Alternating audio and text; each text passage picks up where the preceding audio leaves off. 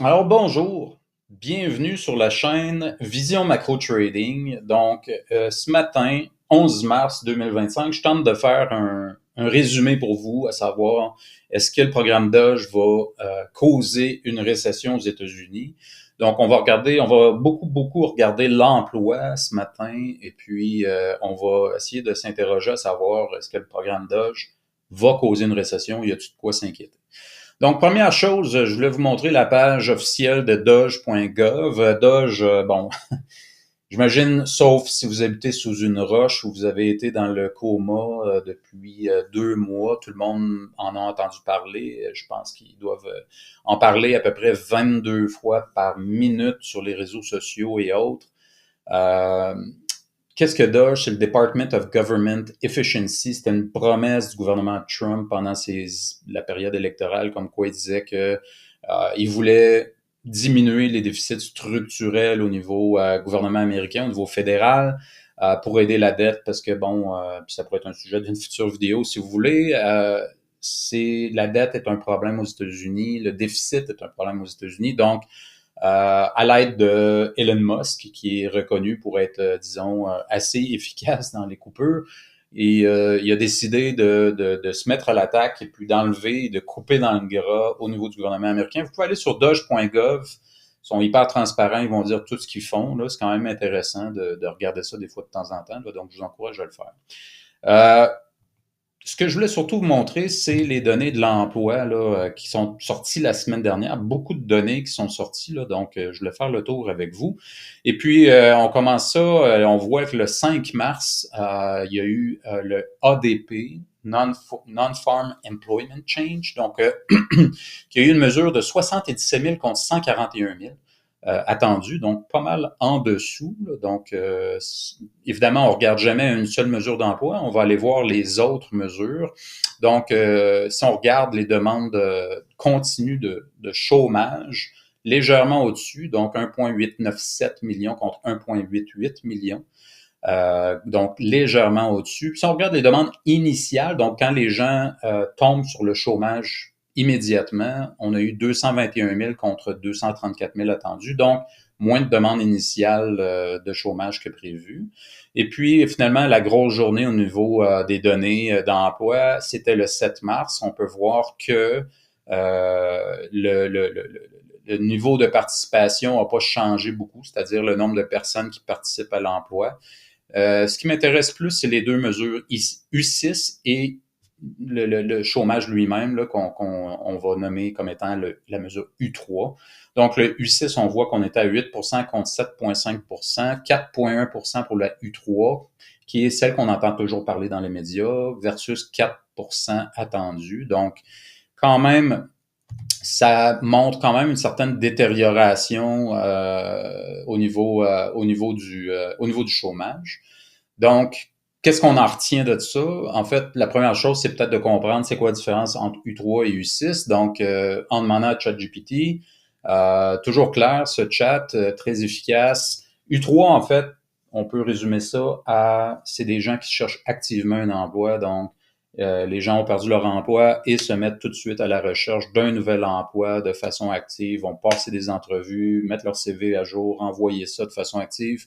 Quand ils se font sonder, évidemment, vont répondre oui, je cherche un emploi. Donc ça, c'est la mesure U3, celle qui était à 4,1 Et puis, il y a la mesure U6 qui est plus large, là, qui va inclure non seulement la U3, mais qui par-dessus tous les gens qui ne réussissent pas à se trouver un emploi à temps plein, vont chercher un emploi à temps partiel, va être inclus là-dedans. Puis aussi les gens qui se sont juste tannés de chercher, là, ils vont un peu abandonner pendant quelques temps la recherche d'emploi. Donc, c'est une mesure plus large, disons, que le chômage U3. U6, c'est quelque chose, je crois, à regarder. On a pu voir qu'on était à 8 quand même une bonne amélioration. Je voulais ensuite vous montrer vraiment la tendance là, depuis. Faut jamais prendre une mesure isolée. Là, on essaie de la contextualiser. Comme vous pouvez voir, j'ai enlevé toute la portion COVID, là, qui était une distorsion complète, là, les données, ceux qui ont regardé.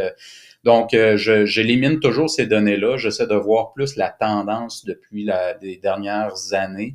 Et puis, ce qu'on peut voir, c'est quand même, là, on a eu le creux au niveau de la mesure de chômage qui est U3, là, environ en été 2023. Depuis ce temps-là, on est en hausse, puis on a eu une mesure de 4,1%. On a eu un pic de 4,3% aussi à l'été 2024. Et puis, si on regarde au niveau U6, même chose, là, on a eu un creux au niveau de l'été 2023. Et puis, depuis ce temps-là, on est en hausse. Puis, on a notre plus haute mesure, là, si on regarde là, quand même depuis début 2022. Donc, ça va faire 3 ans. C'est la plus haute mesure en 3 ans. C'est quand même assez significatif. Il y a quand même une dégradation, là, qu'on le veuille ou non. C'est la réalité. Là. Donc, ici, j'en ai parlé dans une autre vidéo. Je voulais revenir sur le cas. C'est un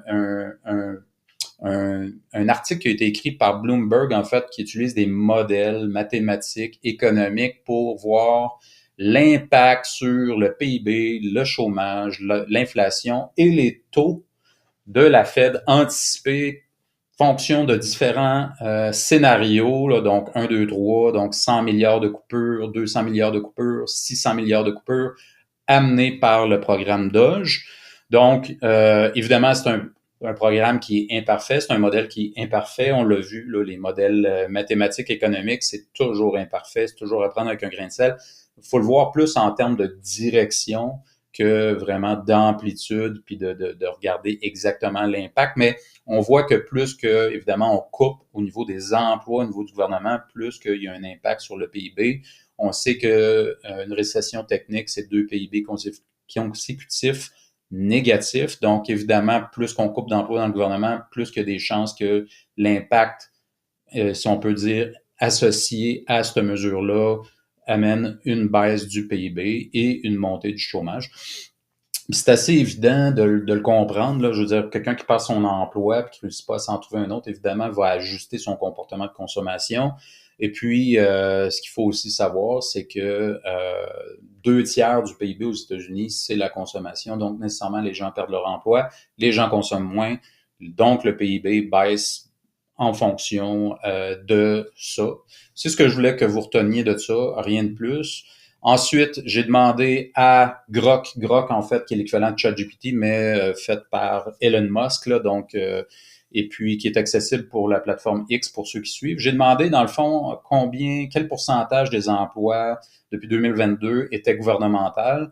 Donc, c'est quand même une donnée qui est intéressante. J'ai dit, en te fiant sur les données du BLS étant le Bureau of Labor and Statistics. Donc, la réponse, c'est qu'il y a eu en 2022 3,75 millions d'emplois total, 3 millions en 2023, 2,2 millions en 2024.